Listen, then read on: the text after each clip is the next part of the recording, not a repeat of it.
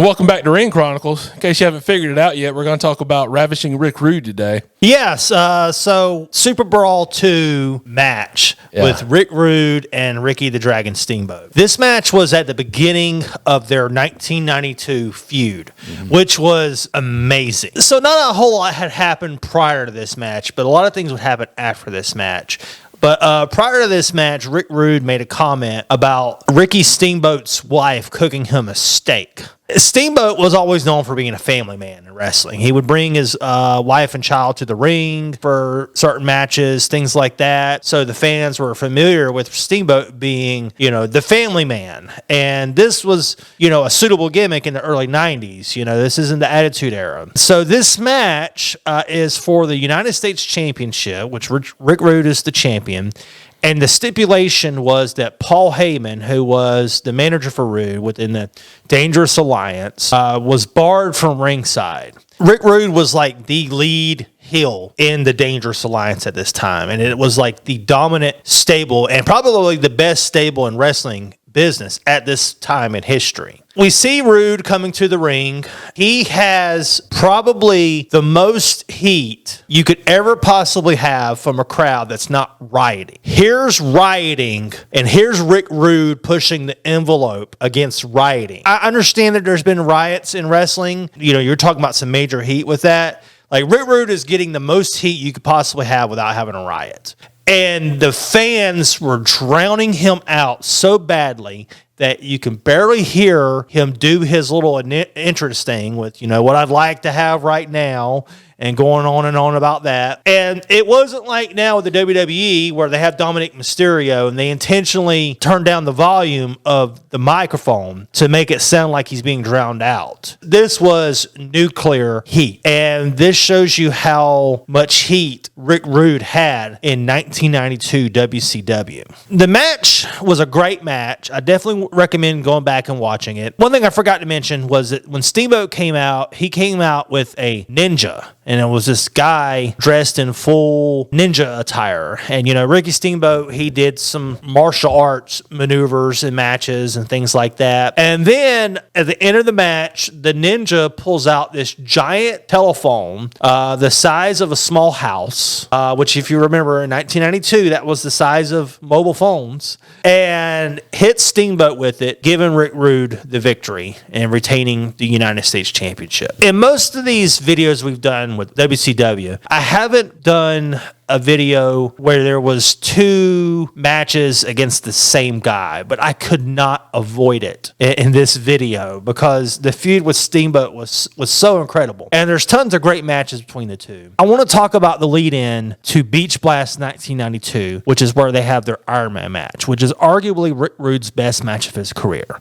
This feud between Steamboat and Rick Rude gets crazy. This was incredibly edgy stuff for the time. There's one point where Steamboat almost hits Medusa. At one point, Steamboat does accidentally hit Medusa, and Rick Rude basically goes off about how Steamboat is a woman beater, and Rick Rude tries to get a restraining order against Steamboat for Medusa because he's stalking her, and and Missy Hyatt interviews three women from the audience that all allege that they've had an affair with Ricky Steamboat. So, his, fidelity in his marriage is being called into question for this angle. And I just think about how many wrestlers would not agree to do this, especially a wrestler whose whole gimmick is that he's a family man, okay? After Missy Hyatt interviews the three women, Rick Rude looks at the camera and says, "Sorry, Mrs. Steamboat." So we go to the match of Beach Blast 1992 Iron Man match between Steamboat and Rick Rude. This is a non-title match, by the way. So Rick Rude is still the United States champion, but he's not defending the United States Championship in this match. So we see Rick Rude coming to the ring, and we see Steamboat coming to the ring. Steamboat brings his wife and kids, and then the match starts. His kid barely gets out of the ring before they start fighting. Yeah. This match is a master class in how to do an Iron Man match. Okay, it's a 30-minute Iron Man match. You know, of course, Steamboat. The announcers talk about how he has the edge because of his physical conditioning, and that's something he's well known for, is the 60-minute matches with Ric Flair and all that. When I was rewatching the match, I noticed that Rude started sweating a lot very early in the match, and I was like, how well is Rude going to hold on? While Steamboat's used to wrestling matches this long, Rude isn't. The sweating, it had no bearing on his performance in this match. It was the best match of Rude's career by far. It was one of Steamboat's best matches. I can't say it was the best because I mean Steamboat. I mean, you put Steamboat with just about anybody, it's the best match of the other person's career. Okay, Rick Rude gets the upper hand early on. They eventually break even 3-3. Rick Rude is, trying to get his last pinfall to win the match. I think it's interesting that it's a non-title match. And, if it was a title match, Rick Rude probably would have been okay with it being a tie because he would have kept the title. But this was an end of a grudge, and Rick Rude was wanting to win. And instead, Ricky Steamboat, in the last few minutes of the match, scores a pin. If I remember correctly, it was after the sleeper hold and all that. Ricky Steamboat does kind of like the Bret Hart, Roddy Piper thing at WrestleMania, where Hart used his feet on the ropes to push back. Although, unlike in that match, Bret Hart flipped backwards.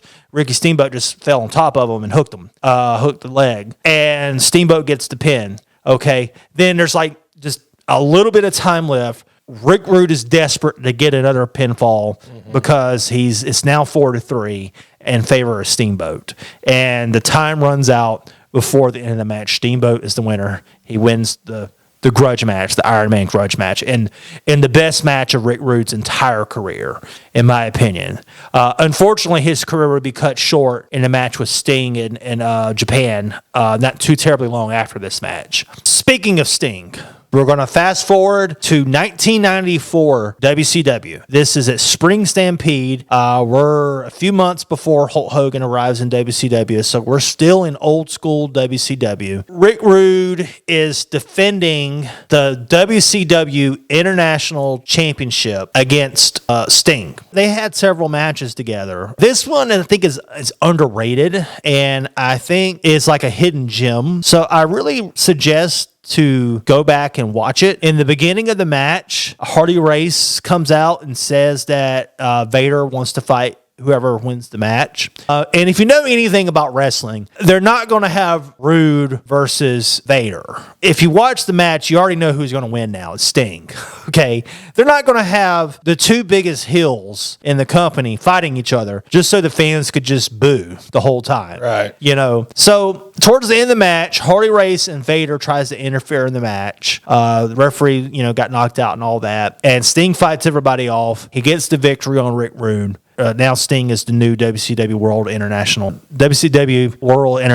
Heavyweight Championship. I don't know if I'm saying that. I think I'm saying that correctly. Great match, hidden gem, and I definitely recommend watching all of these matches. There's two most important things that I recommend going back to watch. Number one, you need to watch Rick Rude's entrance at SuperBrawl II and just listen to the heat of that crowd. And number two, if you don't do anything else, go watch that Iron Man match. Yes. Between Ricky Steamboat and Ravishing Rick Rude for the it wasn't for the United States Championship, but just for the grudge.